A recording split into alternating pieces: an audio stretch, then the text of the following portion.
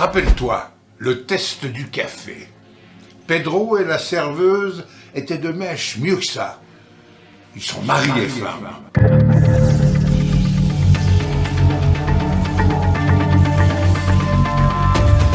Ça ne m'a pas échappé.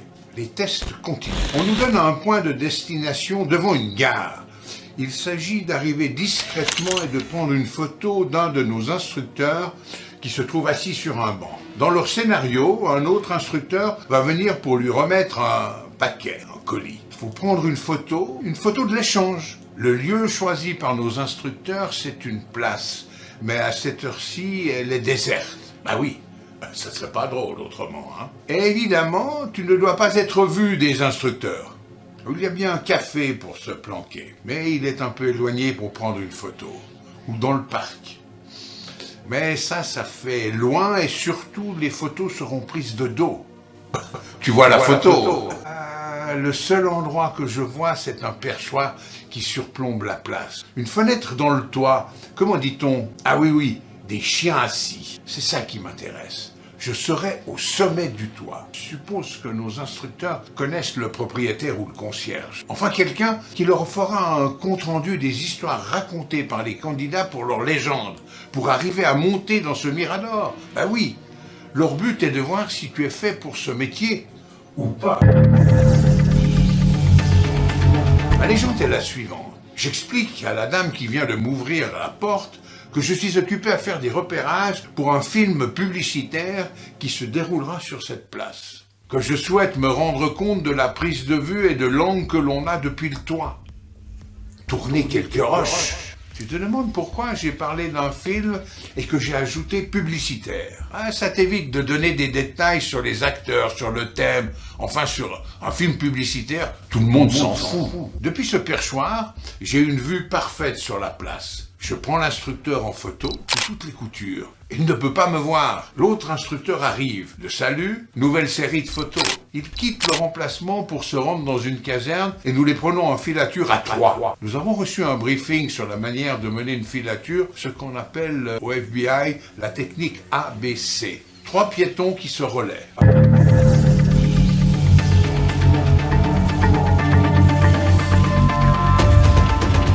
Porte une tenue neutre, sans numéro ou marque placardée en gros format, un crocodile, 3 bandes, un félin. Évite également tout signe distinctif de couleur blanche. C'est visible de loin. Porte du sombre, de l'uni. Quand il y a peu de monde dans la rue, tu te tiens à distance.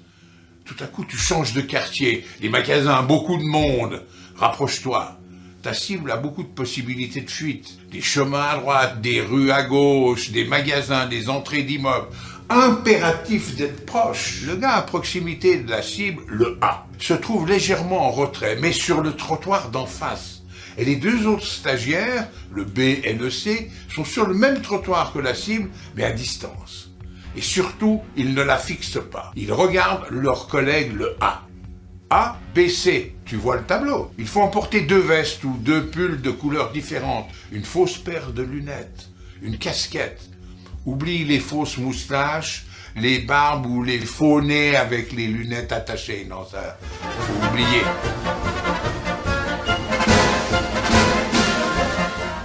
Faut tenir compte que si tu as beaucoup de matériel avec toi, bien, il va falloir le porter, ce matériel. Et puis, tu auras toujours le même gros sac sur le dos, et ça, c'est facilement repérable. Bon, on en reparlera. Juste après le briefing, les instructeurs voulaient que chacun d'entre nous leur serve une légende, un métier de substitution qui n'a rien à voir avec la police. Moi, je suis informaticien. Enfin, moins que ça.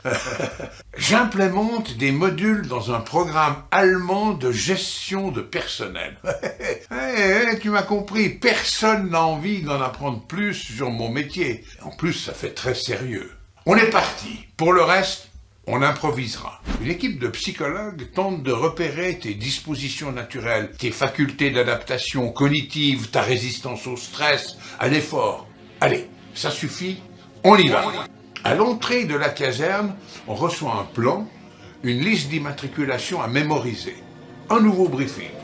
Avec le plan, tu dois trouver une salle de jeu clandestine des réserves de contrebande, cigarettes, alcool. C'est parti. J'entre dans la caserne. Je me retrouve dans des couloirs sombres. J'entends les aboiements d'un chien. Un instructeur sorti de nulle part me braque sa maglite dans les yeux. Les cigarettes de contrebande sont au bout du couloir. L'alcool, c'est plus loin. Je veux une photo. Je vois plus rien. J'ai compris, d'accord. Là où se trouve le chien. Je repars avec les yeux comme des kikines de poupousse. Et je dois prendre une photo comme preuve. Tu vois le tableau. Ceux qui ont peur des chiens, ils ratent ce test. Moi, j'ai réfléchi. Je me suis dit, ce chien doit au moins porter une muselière ou être fermement maintenu en laisse. Sinon, il serait déjà accroché à ma jambe en train de me boulotter le mollet. J'avais raison. J'oublie le chien. Je photographie les cigarettes et je pars à la recherche de l'alcool. J'entends des voix. Non, là, je suis sérieux. Un groupe de joueurs, sans doute. Probablement un tripot. Je suis attiré par le bruit et la lumière. Et c'est à ce moment-là que je suis plaqué au sol par un quintal. Oui, une brute de 100 kilos.